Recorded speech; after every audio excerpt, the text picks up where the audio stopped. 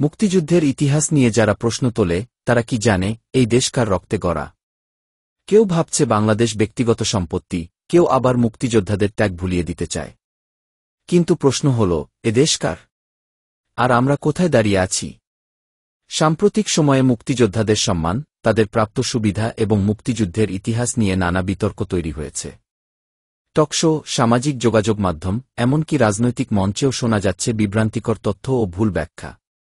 প্রখ্যাত মুক্তিযুদ্ধ সমর্থক বিশ্লেষক মঞ্জুরুল আলম স্পষ্ট ভাষায় বলেছেন, আমরা মুক্তিযুদ্ধের পক্ষে আছি, থাকব। ইতিহাস বিকৃতির যে চেষ্টা চলছে তা কখনো সফল হবে না। এদিকে রাজনৈতিক ভাষ্যকার মাসুদ কামাল এক টকশোতে ক্ষোভ প্রকাশ করে বলেন, এই দেশ ইউনূসের বাপের না। এই দেশ মুক্তিযোদ্ধাদের রক্তে কেনা। এখানে কারও ব্যক্তিগত মালিকানা নেই, এ দেশের মালিক জনগণ। বিশ্লেষকরা মনে করছেন, ইতিহাস নিয়ে বিভাজন সৃষ্টির এ ধরনের প্রচেষ্টা মূলত মুক্তিযুদ্ধের চেতনা দুর্বল করার কৌশল। একদিকে গুজব ছড়ানো হচ্ছে যে মুক্তিযোদ্ধারা অযৌক্তিক সুবিধা নিচ্ছেন, অন্যদিকে প্রমাণ ছাড়াই তাদের নিয়ে কটূক্তি করা হচ্ছে। সরকারি তথ্য অনুযায়ী প্রকৃত মুক্তিযোদ্ধারা নির্দিষ্ট তালিকা অনুযায়ী সীমিত ভাতা, চিকিৎসা সহায়তা ও কিছু বিশেষ সুবিধা পান, যা কোনোভাবেই অতিরঞ্জিত প্রচারণার মতো নয়। ইতিহাসবিদদের মতে এই তথ্য জানানো ও প্রচার করা জরুরি, যাতে গুজবের সুযোগ না থাকে।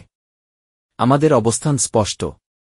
আমরা মুক্তিযুদ্ধের পক্ষে আছি, থাকব। এই দেশ কোনো ব্যক্তি বা গোষ্ঠীর সম্পত্তি নয়, এটি মুক্তিযোদ্ধাদের রক্তে গড়া একটি স্বাধীন রাষ্ট্র।